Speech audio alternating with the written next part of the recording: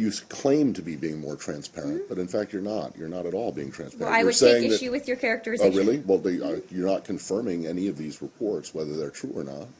That, How is that transparent? well, I think we can use whatever definition of transparent we want. I What think I there's would say only is one that the definition. president has stood up, whether it's on counterterrorism, he stood at the National Defense University and said, I'm going to talk to you about how we make decisions on counterterrorism operations. Yeah, but for the first time. It's either transparent or it's not. It's either transparent or it's opaque. Matt, Right? this You isn't a can't black and white have- issue. That's absolutely not the case. Really offer no details on the hospital that the U.S. accuses Russia of hitting.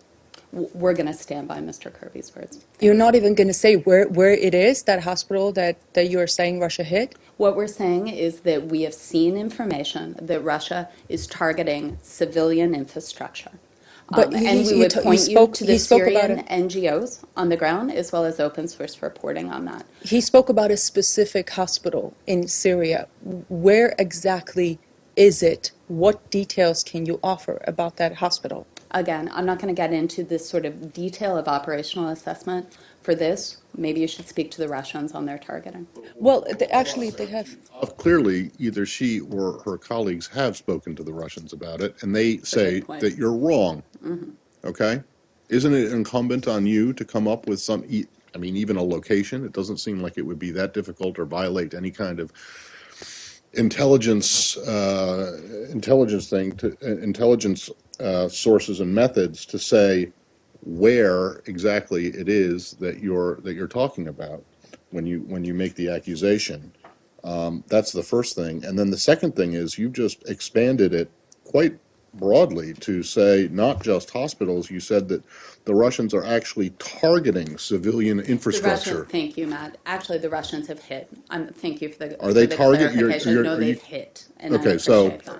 they're They are not targeting civilian infrastructure? No, and thank you Okay. for that. Ma'am, well, details are especially relevant. This morning, the Russian Defense Ministry has released images and video of the hospital in Sarmin, which was allegedly hit by Russia. And these images, they show the building of the hospital, which doesn't look like it was recently bombed. I printed them out just in case you haven't seen them. I can show them. Can you see why it's important for the U.S. to show its evidence of the alleged destruction of a hospital by Russia? How about this? I'll take your question. If there's information we can share, we'll get back to you. Okay. Are you concerned at all that Russia is trying to create its own coalition that is also an anti-ISIL coalition, but is at the same time a pro-Assad coalition? There's no need for another international coalition against ISIL when 60-plus nations are already aligned and having an effect against ISIL. In Washington, we hear the same categorical position. The Assad government and the Syrian army cannot be a partner in the fight against ISIL. A Russian journalist asked the State Department why. He can't be a partner in the coalition to go after ISIL because he's a major reason they're there. Many people in my part of the world believe that the reason for the ISIL existence is the policy of regime change that is pursued by the U.S. and the American allies. What is your response to that? I'm not going to dignify that with an answer. It's something. Why was Assad a legitimate partner for the chemical weapons and he is not a legitimate partner for fighting ISIL? I don't remember anybody calling him a partner. Bashar Assad may not have been called a partner, but he did comply with the agreement brokered by Moscow. And John Kerry even expressed his appreciation. Take a listen. I think it's also credit to the Assad regime for complying rapidly as they are supposed to.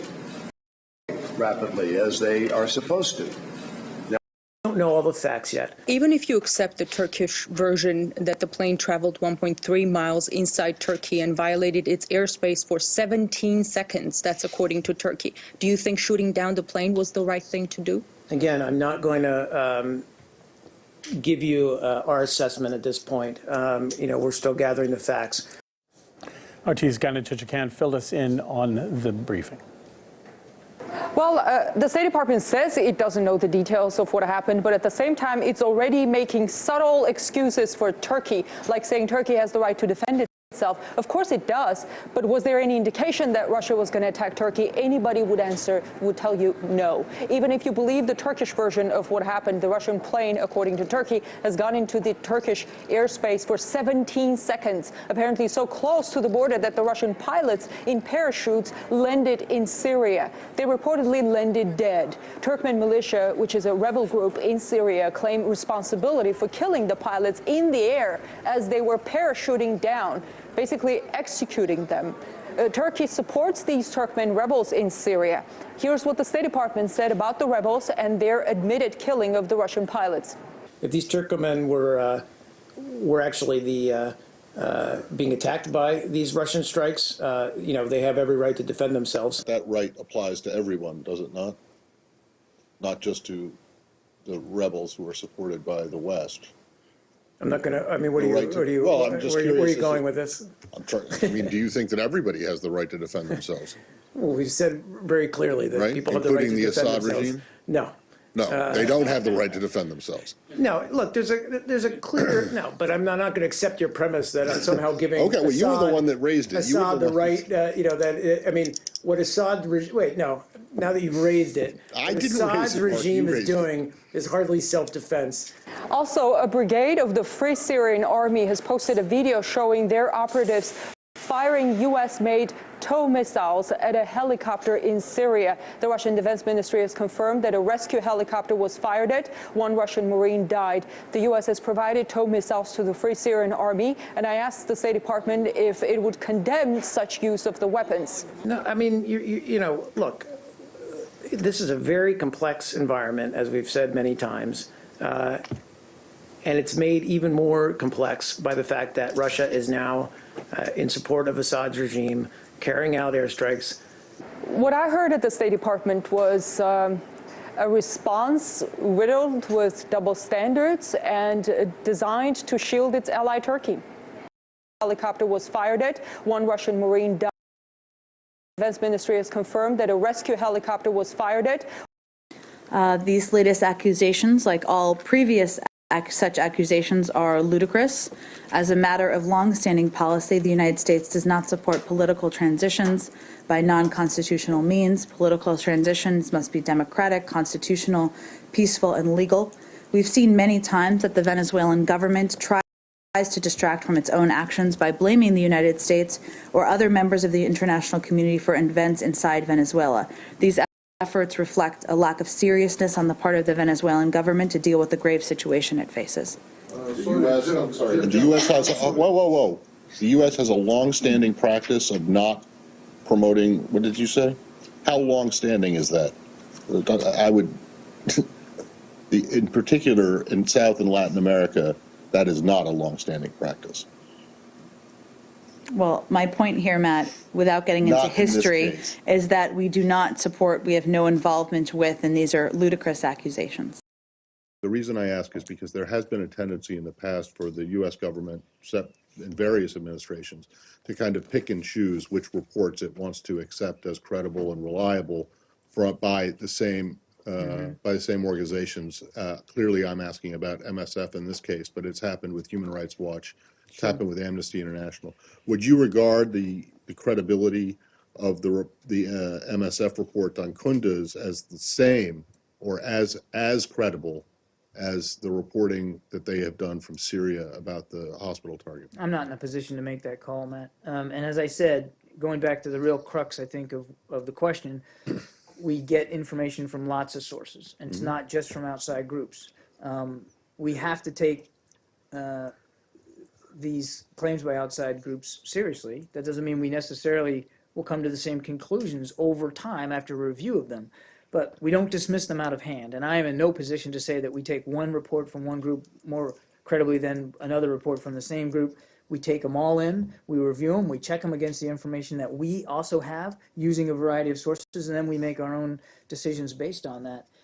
But it's in a situation like in Syria, where you don't have eyes on the ground necessarily of your own, it's incumbent upon you. I think it would be irresponsible not to consider and to take under review observations made by groups that are there on the ground, even those with whom you may not agree on every single matter, or may not pan out to be 100% accurate all the time. Okay. Ma'am. Thank you. Undersecretary for Terrorism and Financial Intelligence with the U.S. Treasury, Adam Zubin, said part of ISIL's oil is being sold to the Syrian government, and some of it, he said, goes across the border into Turkey.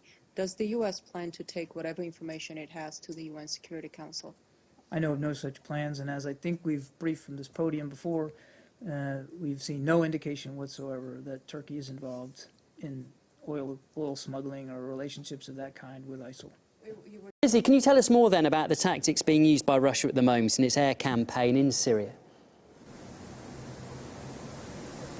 Right, well, the Russian General Staff has said that over the last 24 hours, they've struck 500 oil trucks transporting oil from Syria to refineries in Iraq, and that this has considerably cut down the militants' capability for illegally exporting oil and consequently getting revenues from the contraband, which is the single biggest source of funding for the Islamic State. Now, recently at the G20 summit in Turkey, we heard the Russian President Vladimir Putin say that the Islamic State is receiving financing from individuals from 40 countries, including G20 members, presumably from trade in oil. And he also revealed satellite images which showed convoys of Islamic State trucks transporting oil stretching dozens of kilometers, which Moscow has dubbed the Islamic State's pipeline on wheels. Now, shortly after those comments on Monday, the United States struck a convoy of 116 Islamic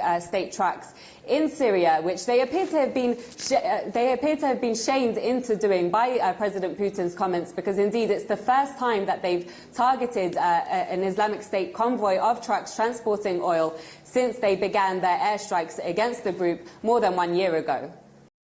Yeah.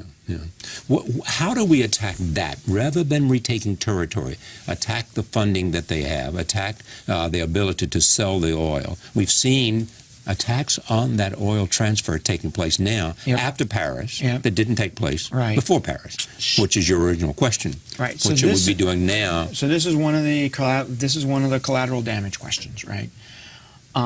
So prior to Paris, there seemed to be a judgment, right? I don't sit in the sitting room anymore, but there seemed to have been a judgment that, look, we don't want to destroy these oil tankers because that's infrastructure that's going to be necessary to support the people when ISIS isn't there anymore. And it's going to create environmental damage.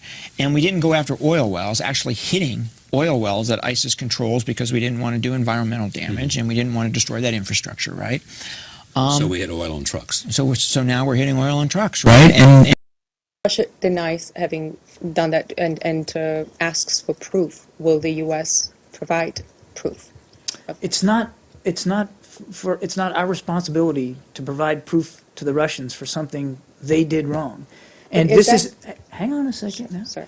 What I said in my last comment there, we want the Russians and the Turks to talk about this and to share the appropriate amount of information so that incidents like this won't happen again. But for our part, there's no doubt that they entered Turkish and therefore NATO airspace. No doubt at all. Is that all right to make an accusation and not provide evidence? It's not an accusation, it's a fact. It's a simple fact. Yes, sir. Based on. And that's the State Department, not the media. So if you believe that, you're the biggest dumb fucktard that ever lived in this entire world. And let me sell you a car, a bridge, and a city in New York.